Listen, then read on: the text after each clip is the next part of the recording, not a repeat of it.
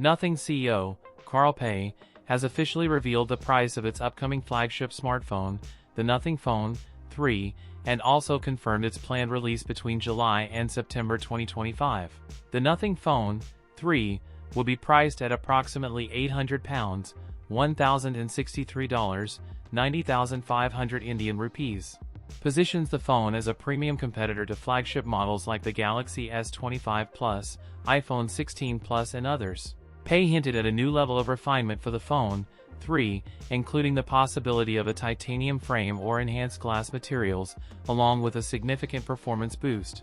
Leaks suggest the device may feature a Snapdragon 8 Elite or a top-tier Dimensity chip. Users can also expect a smoother and more refined experience with Nothing OS 3.0, which will be based on Android 15 and incorporate AI-driven features. That's it for today's video. If you enjoyed it, don't forget to like, comment, and subscribe for more content. Thanks for watching, and I'll see you in the next one.